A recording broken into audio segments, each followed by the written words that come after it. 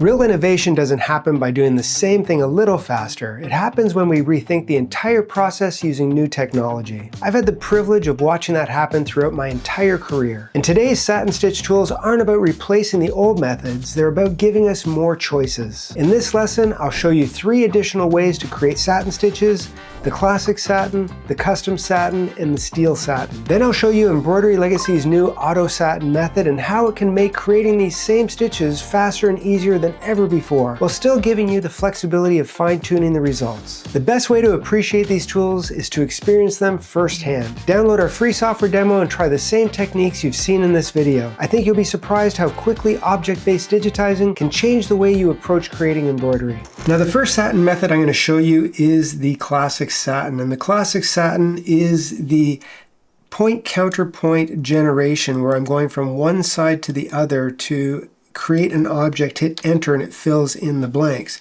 Then I need to travel from the end of that object to this one, hit enter, and I have my traveling stitch, and then I can go back to a classic satin and then just continue on and create each of the objects, remembering that I need to travel from one point into the next as I go forward. But it is a very effective way of digitizing, and it is the classic way. This is where the game changed in the embroidery industry years ago, where you were able to actually create objects, not one stitch at a time, but by doing a point counterpoint method. So I can do this point to here, hit enter, go back to a run stitch. I can travel to the next object. I can pan up a little bit, go back into the other one.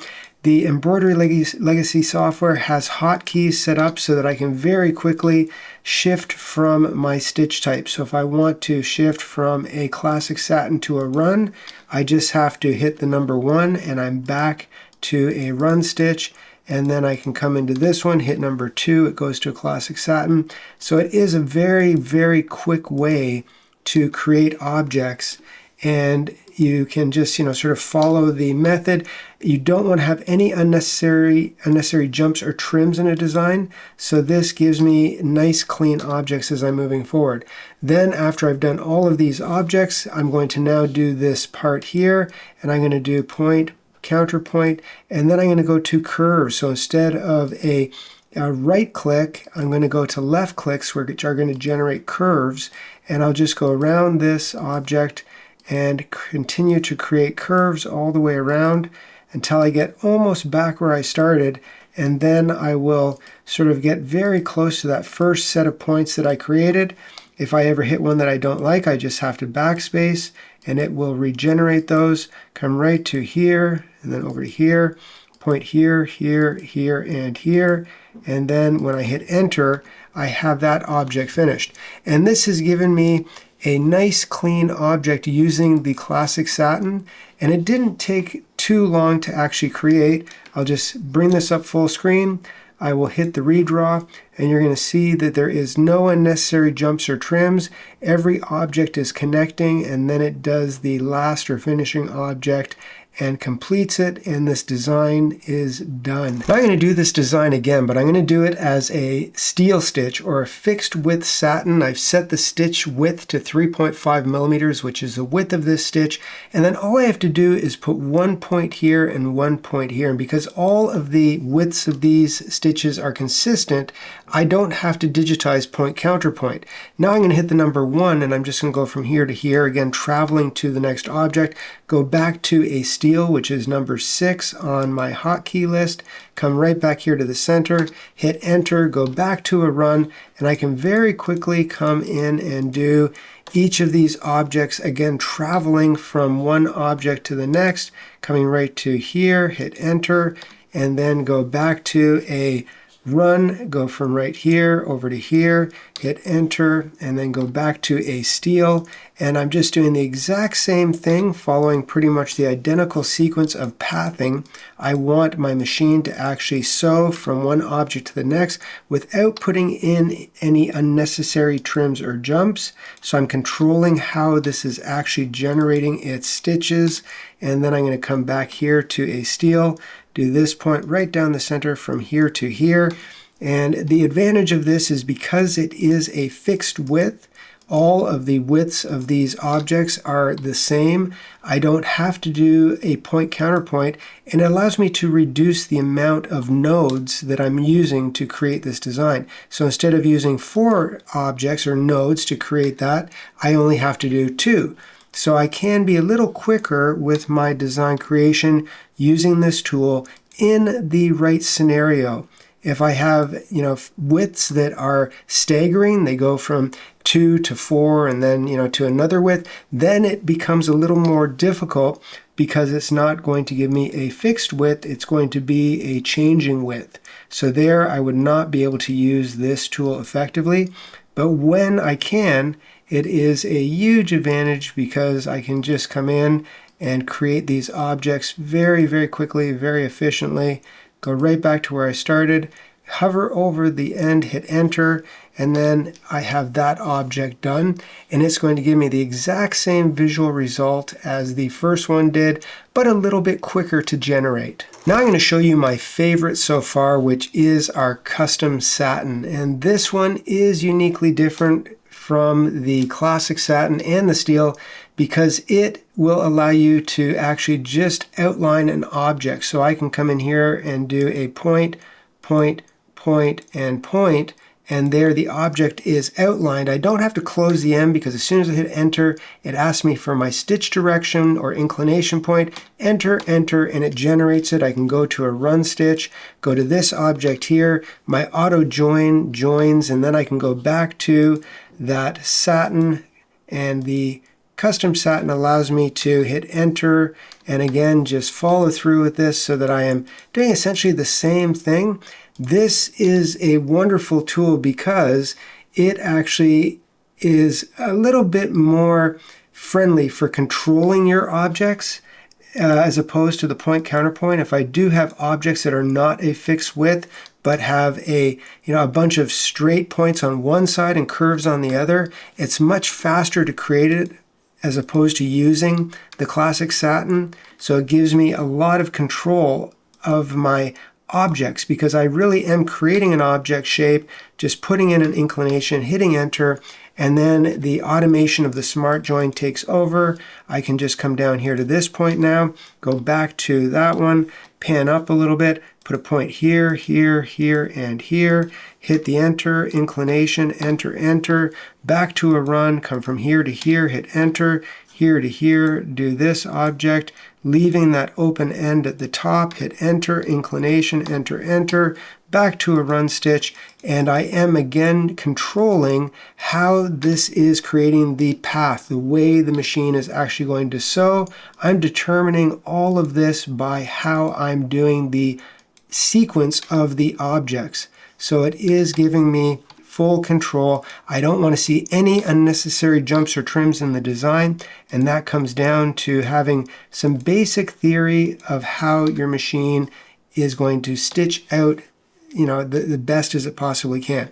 Now I'm going to come here, just move over a little bit.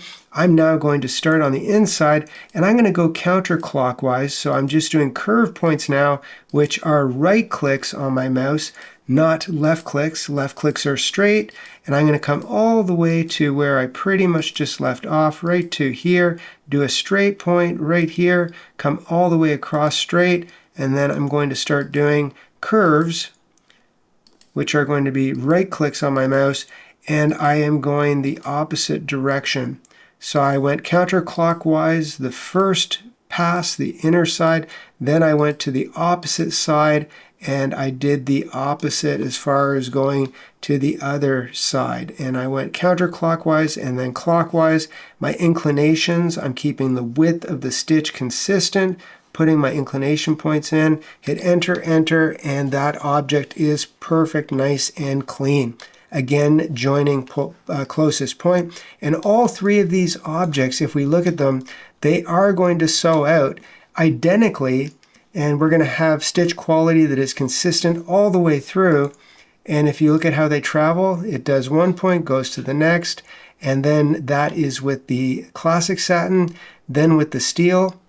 It replicates the exact same behavior. The underlay is automatic. Then with the custom satin, it does the same thing.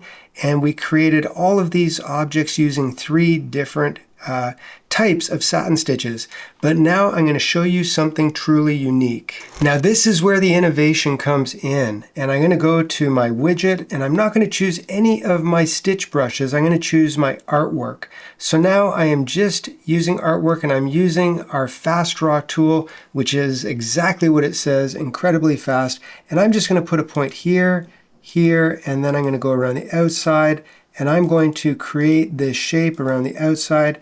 Here, straight, straight, straight, go to a curve, and it generates a curve around that object. Go to this point here, and I'm just going to do straights and then go to a curve for the outside of this circular part. Go back to a straight, come to here, then go to a curve. If I don't like a point, I can always back up and come right to here, straight and straight. And then when I'm there, I hit enter, and it selects it automatically when I'm in artwork mode. I'm going to close that shape. There's my first shape done. Now I'm going to go back to my artwork tool, and I'll just do the same thing on the inside shape. So what I'm doing is I'm not really worried about whether this is a satin stitch or a fill stitch or a run stitch. It really doesn't matter because this is object-based embroidery. I'm just creating objects, and then I can decide what to do with them afterwards.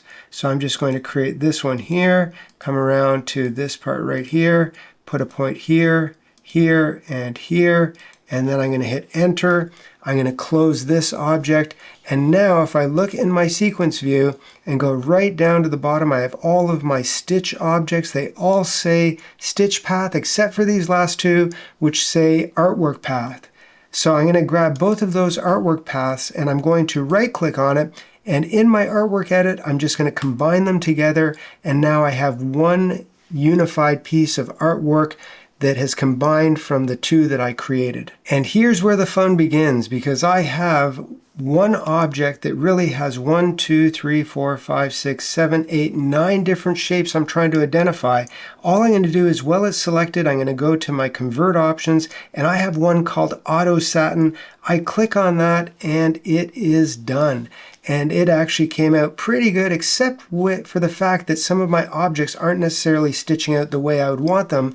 And that's where most times people don't like this automation or this auto effect. And if I can see the direction of the stitches, some of the stitch directions are just not the way I would normally like to see them. But we have a solution, and it is a quick solution. I can go to this here, which gives me all of my objects to edit, and we have what's called inclinations and split lines. I can turn these on or off, and what I can do is I can add a couple of inclinations. All of my split lines, which are these, came out perfectly. If I did need to modify one, if I didn't like the way this split line came in, I could see that it messed things up. It's just because I had to move one where I wanted it, and then it would generate those stitches properly. But now if I go to my W and I put in a stitch inclination across there, it's going to begin to fix all of these and correct them the way that I want them to be done. So I can come in and I can add inclinations where I need them, and this will automatically fix all of the stitch directions. So no matter what the Auto Satin creates, I can go in there usually with 1 or 2 points of moving a inclination or just simply moving one of the split lines, and I can get the exact same desired results as I did with any of the other 3, but in a fraction of the time. As you've seen today, there isn't just one best way to create a satin stitch. Each of these 4 methods was designed to solve a different challenge. The real skill isn't memorizing which button to click, it's understanding when each tool gives you the best result. That's one of the biggest advantages of object-based digitizing. Instead of forcing your design to fit a particular stitch type, you create artwork first and then choose the stitch generation method that makes the most sense. It's a a faster, more flexible way to work, and it gives you more creative freedom with every design you create. If you'd like to follow along and experience these tools for yourself, check out our Digitizer's Dream Workshop. For just $29.95, you'll get a complete beginner-friendly workshop plus 30 days of full access to Embroidery Legacy Software, so you can practice everything I'm demonstrating in today's lesson. Thanks for watching. I'll see you in the next lesson, where we'll continue making embroidery digitizing simpler, faster, and more enjoyable.